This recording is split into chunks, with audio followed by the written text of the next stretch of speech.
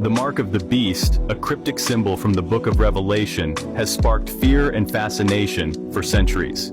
Many Christians interpret this mark as a literal, visible sign that will be used to identify followers of the Antichrist in the end times. This fear has manifested in various ways, from concerns about microchips to suspicions surrounding government identification. The mark represents a powerful symbol of conformity, control, and the rejection of faith. Its ambiguity allows for a wide range of interpretations, often fueled by anxieties about technological advancements and societal changes. To understand the mark, we must first understand the beast. In Revelation, the beast is a symbol of oppressive empires and powers that stand in opposition to God. During the time of its writing, the Roman Empire, known for its persecution of Christians, was likely the primary referent. However, the beast is not limited to a single historical entity. It represents any power that seeks to usurp God's authority and demands allegiance from its subjects. The mark, therefore, symbolizes submission to this power and rejection of God's sovereignty. The concept of wearing religious symbols on the body is not new. In ancient Judaism, phylacteries were small leather boxes containing scripture passages.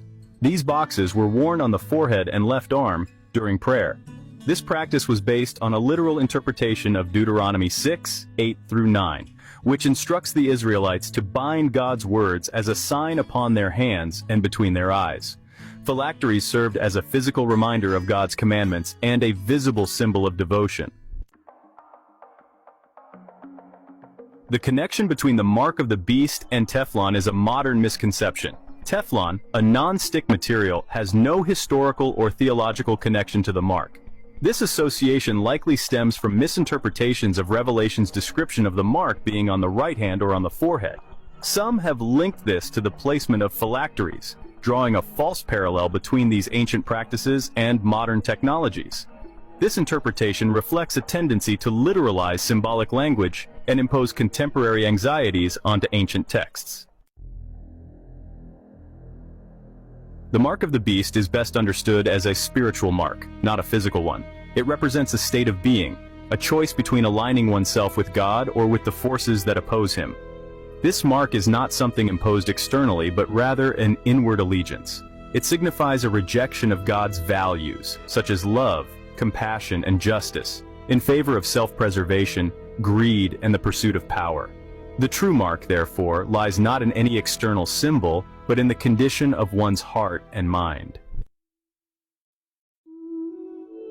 Rather than fixating on literal interpretations and fueling fear, we should approach the mark of the beast with wisdom and discernment. The book of Revelation, while complex, offers a message of hope and encouragement for believers facing persecution. It reminds us that true allegiance lies with God and that ultimately, good will triumph over evil. Instead of fearing external symbols, let us focus on cultivating inner virtues and aligning ourselves with God's will. By embracing a deeper understanding of these scriptures, we can move beyond fear and embrace the message of hope that lies at the heart of Revelation.